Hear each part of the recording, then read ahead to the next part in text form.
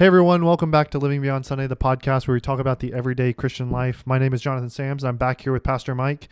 Pastor Mike, we had a really good episode last week with Reddit. And by the way, if you like that type of content, please feel free to subscribe, like the video, follow us on Spotify or Apple Podcasts. We really enjoyed doing it and are looking forward to doing more like it in the future. I do, however, need to make an informed correction. Okay. From the beginning, we had a few questions come in, and we were talking about the different versions. If you're interested in the Christian Standard Version, you've got to find the Christian Standard Bible. And so the CSB is what you want to be looking at, and it's what is, in my opinion, the best resource to be able to lean into. Okay, that's good. Yeah, and so for anyone looking for the Christian Standard Version of the Bible, that's branded CSB, but people refer to it at times as a version of the Bible, Christian Standard Version. So if you're looking for that, Christian Standard Bible, CSB, is what it's categorized at. But for today, we just kicked off a series in the book of Galatians. So we did. We had a great Easter. And so now we're going through the book of Galatians. And the tagline for the series is Be Free. Mm-hmm. But you started out preaching on the first 17 verses of the first chapter. And Paul really drills down on this idea that there's no other gospel. Like there's no false gospels. The churches of Galatia seemingly are falling into this idea of false gospels. So I think it's important that we talk about that today is what is a false gospel? Where do we see them both outside the church and inside the church? And how do we not be like the churches of Galatia as we walk with Christ? Yeah, that's really good. Well, I think, it's such an important topic, and you appreciate your enunciation on the back end of churches, because this is such a massive issue that it's impacting an entire region of churches. So when Paul starts at the very beginning, he says he's writing the churches, and there's an ES in that, and where there's multiple churches in this entire region. So what we're talking about, this idea of a false gospel, is run rampant in an entire region not that long after Jesus had ascended back into heaven, and Right. So the reality is, if that's true then, that a whole region could be ransacked like that by a false gospel, how much more can that be true now? And it is in so many ways. And so I think one of the things that's helpful, though, is kind of defining what is a false gospel, because on one hand, that's not really possible, right? On another hand, what we mean by that is anybody that claims the same end but a different means to get there. And what I mean by that is the gospel of Jesus, the actual only gospel that stands, is grace alone, by faith alone, in Christ alone. And, so what will happen is that equals salvation. What will happen is other religions or ideologies will say that you get the same end, relationship with Jesus, but different means. And Right. so they start to add in, and this is what the churches in the region of Galatia were doing, is they were saying Jesus plus works of the law equals salvation. And so the way that we kind of say it is any gospel that relies on anything outside of Christ alone is a false gospel or an irrelevant gospel or an untrue gospel. And I think, and we'll get into this, I think it's running rampant in our culture today. Yeah, I think that's really helpful to have a definition, because I feel like people hear the word gospel and it's a very Christianese church word term, but really it just means not good. Like that gospel is good news, false gospel, fake good news, false Right. good news. Right. And so when we think about our culture today, and I'd love to parse this out in kind of two different sections. One, like amongst Christians inside the church, but also just as we look at culture outside of the church, where do we see false gospels? Let's start with kind of outside the church. What's kind of the most prevalent false gospel you would say you see today? Yeah, I mean, I think there's a lot of them. And when you look at other religions, so Mormonism, Islam, Buddhism, like there's a whole lot of different religions, and all of those, I would say, are believing a false gospel. Yeah. And the irony is all of them have a very similar premise, which is you be good, you believe in this higher being, and then you achieve this end-game goal that you desire. Right. At its base level, right? And so, again, that's counter to, they're claiming same end, but different means. In other words, same end being you get to be with God, but a different means on how you get there. And it's really dangerous because it woos a lot of people in. Those are three massive religions in our world that have wooed a lot of people in, because there's this desire kind of in the human heart innately that we have to do, and we want to work, and we also want God. And so we just marry those together and say, well, if I do these things and I say that I love God, then maybe I'll get God one day. And I think the problem is the uncertainty that lies at the end of that. Yeah, I feel like the best story that I've heard when it comes to like your preaching on this is when you talk about ministering to Muslims in New York, and asking them, how do you know when you die that you did enough to get to heaven? And they would look at you and go, I mean, we just hope that the good outweighs the bad. Yeah, and they do their hands just like Yeah, that. just like that. And Yep. I think Mormons, to a certain extent, will say the same thing functionally. Buddhists and Hindus, not to the same degree, but it is this level of like, you do good, you get good. Yep. Nirvana and karma and all of the ideas they're seeking. And I think those are false gospels. When it comes to people who maybe in our culture would say like, I don't know if the God thing is real. I think the idea of false gospels I see now is this idea that like you get yours. Mm-hmm. Like if the false gospel, if this is all there is, and therefore live it up now. And that, what that means is make as much as you can by whatever means you can, buy the cool things, we don't have to care about consequences. Right. I think that's one that runs rampant through at least American culture. Yeah. I mean, you're believing some sort of ideology in your life. Like you're basing your life on some sort of spiritual premise. Right. And I would even say that to atheist and agnostic, because they're in essence saying, hey, that doesn't even exist, but it's still based off of or based around some sort of spiritual premise. And at the heart of a lot of people, they're God. And it's like the world revolves around me. And so this is the ideology that I cling to, is I'm going to get mine in this life. And again, all those just a very, very sad ending, because there's no certainty at the end of that. And I think that's what is so hard, and what grieved my heart being with Muslims in New York City is like, man, they would use the word, it's like a scale. And we hope that our good works have outweighed the bad. And my heart would just grieve as I try to share the gospel with them about, that's not what the gospel is.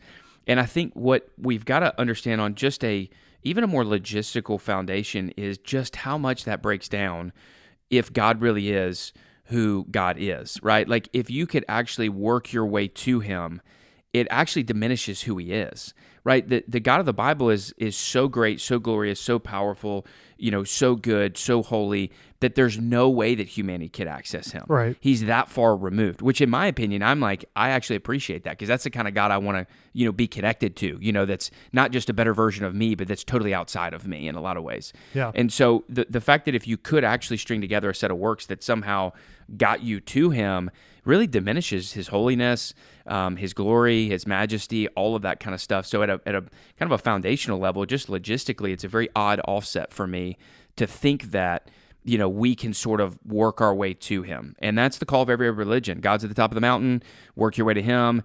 Christianity is the only religion that says the opposite. Yeah, that's really good. And I think that's a good segue, because it's not, Paul is writing to churches, Christians, that are falling into That's right. false gospels. So it's not just, we can sit here and talk about all the false gospels outside of the church, but I think we see it today, and we certainly see it in the book of Galatians, it's within the churches of Galatia that they have fallen into this false gospel belief. These are people that profess Jesus. And so when you think about kind of the idea of false gospels within the church today, what do you kind of, as a pastor with our local church, just looking around, what is false gospels that are popping up within like Christianity and churches today? Yeah, I think it's a couple different ways it plays out. And one, I think we can't, get past the fact that, even when you look at like Mormonism historically, and this number may have changed over the most recent years, but the number one converts to Mormonism were Southern Baptists. Yeah. And so like you're seeing like this wave of, this is not like, oh, this doesn't happen in the church. It most certainly does. We just walked through, the past 2 years of this massive wave of deconstruction. And by deconstruction, I mean people actually walking away from the church, not reallocating their faith and kind of diving into things, but like actually walking away from the church. We've seen one of the biggest mass exoduses from the church than we've ever seen.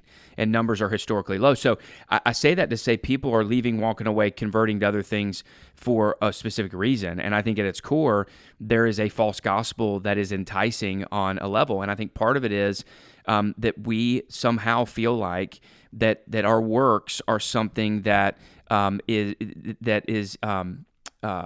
shapes how God views us. Right. And so at the end of the day, what happens is within the church, we start to hold our works so high. And it's not to say that good works shouldn't flow out of the gospel, but the good works that you do are not the gospel. And that's a Right. very important distinction. The gospel is Jesus in my place. Your works is the sanctification and the Holy Spirit working in you. When Paul says work out your salvation, right? That is not working for your salvation.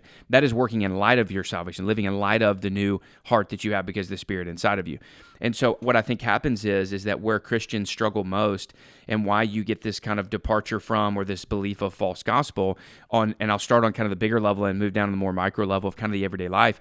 But on this bigger level is, what we do is we take our week and we hold it up and it's like, okay, how was my week? Well, if my week was good, God's happy with me. If my week was bad, God's upset with me. I'll never forget my freshman year of college. I was struggling with this concept of understanding it. And I was playing baseball at University of North Carolina. I came in and it was my freshman year and had all these high expectations. God, I'm going to honor you and then you're going to honor me and I'm going to do awesome on the field. And I was playing terrible. And so I go to my dorm room one night, I take my chair and I just slam it in the middle of the floor. And I mean, I'm just like out loud like this going in on God. Like, I can't believe you didn't do this and I can't believe you're not doing that. Like, why am I not playing better? Why am I going 0 for 4? I should be doing all these different things because I'm doing this for you and you're not doing this for me. And I share that because what I had was, my framework was, God, I do for you, you do for me. It was a works-based mentality that needed to be fleshed out in me. Well, I think that's ingrained in who we are because part of the do culture that we exist in, that you are what you do. And what you do matters so much. And so what you get is Christians in the church that now feel the weight of their actions, and then they hold that up as if God's got a grade book looking at them saying, I love you based off of what you did this week. And if we're honest, that is not life-giving at all. No. Like, that doesn't make you feel good. That doesn't it makes you feel a spirit of condemnation, which again is everything counter to what the Bible teaches. Yeah. So I think that's kind of on its like larger level in a lot of ways. Yeah, it's funny because, and I don't want to play spoiler, but you can go read the rest of Galatians, but the idea of freedom being a key theme flowing out of Paul's rebuke of their false gospel goes hand in hand, because you don't feel free when you're in a works-based false gospel mentality. That's right. It's bondage. But the gospel should say you should feel freedom. And so it's really cool that Paul obviously makes that very apparent when he goes throughout his argument in Galatians. Right. And we'll see that as a church moving forward. But I think that's very true. And I think that you talk about it all the time from the pulpit when it comes to, if our worship is indicative of our behavior that week, our worship is not based on what the Savior has done. It's based on our action. And therefore, we're believing that our actions have anything to do with our salvation. Well, and then what you get is, well, Christianity is just a list of rules. Right. It's a do's and don'ts, and it's miserable, and God's a killjoy. And you're missing it. That's not at all what God is. And so I think there's this bondage that exists there. And so people get tired of it because Christianity feels cumbersome. It doesn't feel life-giving, and it doesn't feel like freedom at all. It feels like bondage and slavery. And Paul talks about that, like you've been set free. Right. And so it's one of those things where, there's a philosophy called Stockholm Syndrome, where what would happen historically is slaves that were freed would actually long to be back in slavery because it was something they were conditioned for. And I think it's a great example of so often where in the Christian life where we go, it's like we come out of the slavery of sin, but we've been so conditioned that our works is what helps get us out. Our works matter so much that we just find ourselves drifting back. Well, after a while of feeling the bondage of I'm not good enough, because the false gospel, right? The my works contribute to my standing, like ideology and philosophy, what it does is it leads to guilt and shame and isolation. Right. So you're pulled away from the church. You feel like I'm not good enough. I can't, show my face there, or God can't use me. And you just start to waller in guilt. And guilt is very unbiblical. It's really sinful in a lot of ways. Conviction's different. Conviction is I know what I did and I'm driven back to the cross, realizing that Jesus paid for that. Guilt pulls me away from the cross, saying I've now got to make this up, and it's exhausting. Piper talks about debtor's ethic, like, we believe the gospel and then now we got to pay God back. And it's just this cycle that you get on, and it makes sense, to be candid, why people eventually say, I'm going to walk away from this. I don't care anymore. I don't want to do this anymore. And so I think it is a very challenging and taxing thing in the church today. Yeah, that's really good. So we've got this works-based mentality that we see and that we fight here to encourage. Part of the reason we do this podcast is that after Sunday, we want to be able to have a resource for our people to remind them that it's not about their works. It's about what Jesus did for them on the cross, and that we live in light of that. We don't live for that. And we don't live to earn our salvation. We live from it. Yeah. And I think on top of that, one of the things that came up in my community group as we were talking about this Galatians series and talking about false gospels is this idea that we also don't need to grow. That kind of one of the things in new Christianity or kind of Christianity today that people will see is this idea that maybe we we can come to Jesus and just stay the same. And I think that's going the opposite way of what you're talking about. Right. But I'd love to hear your thoughts on it, and to help our listeners mainly arrive at a solid view in the last couple minutes of our podcast today, to arrive at a solid, balanced view of what it means to not believe false gospels and to live the gospel in their everyday life. Yeah. That's good.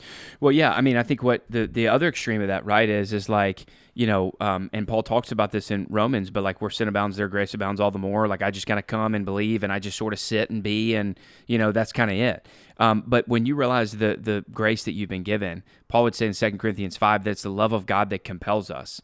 And so when you realize the kind of love that we've been given, that while we were still sinners, Romans 5:8, Christ died for us. God demonstrates his love in that Christ died for us.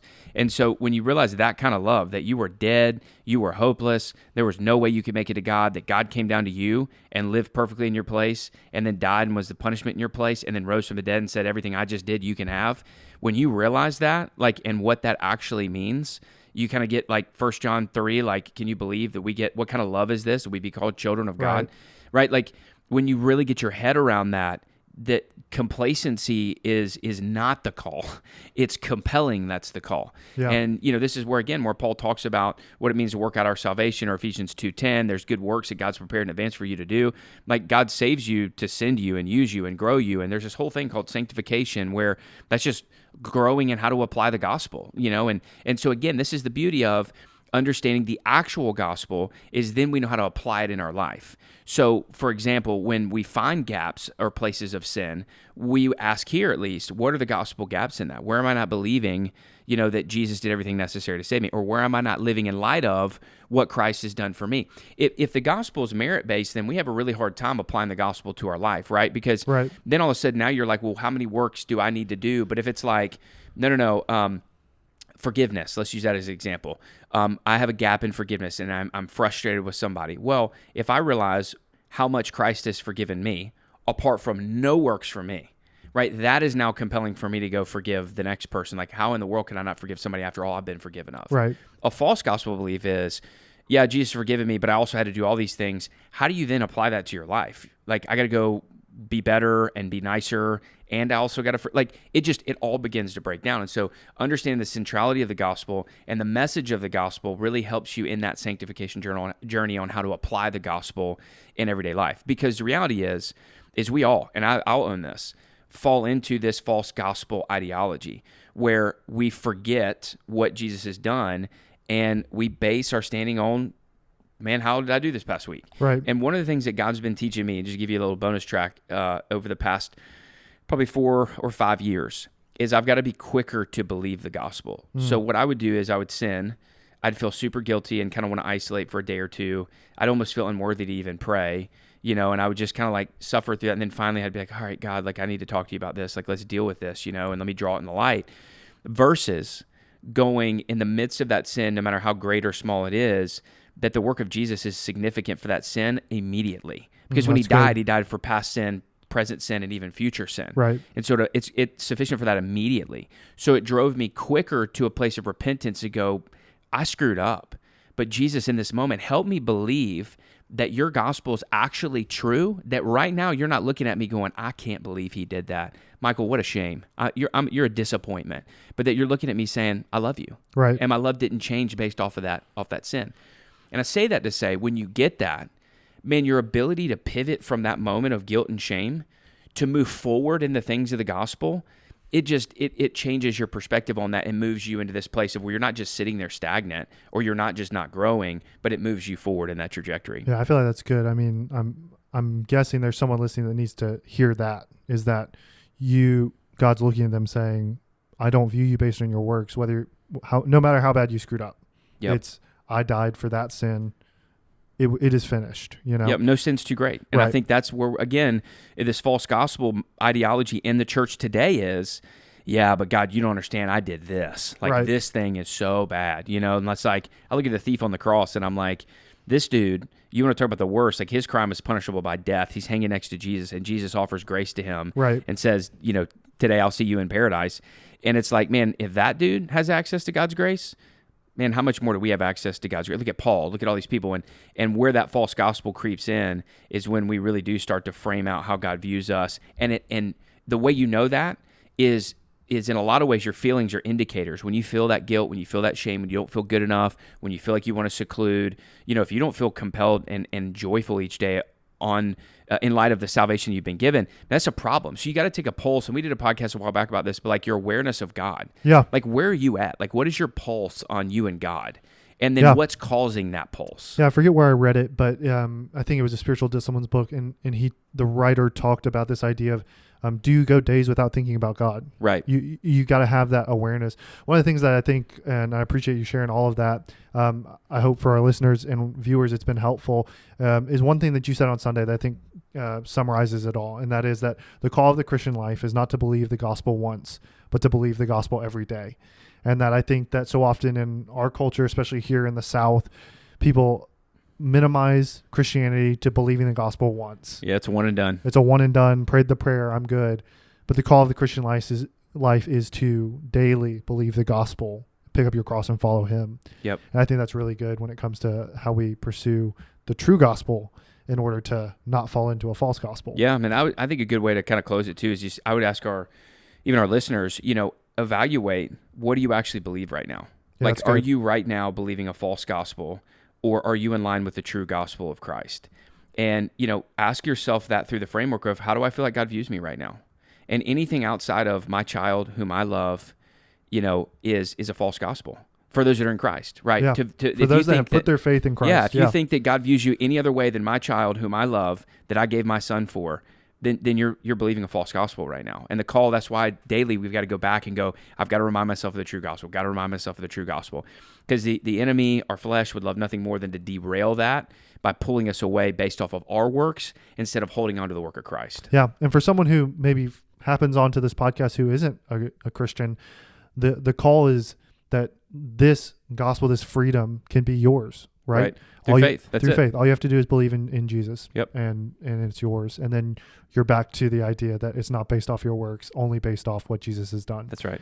So thank you for talking about this. I appreciate it. Hopefully it's been helpful for you listening and those watching. Like I said at the start, it's really helpful if y'all subscribe, like the video, and follow us on Spotify and Apple Podcasts. We look forward to doing more of these. Send us your questions at PastorMike@imageatl.com, and we'll talk to y'all in the next podcast. Sounds good. See you guys. See y'all then.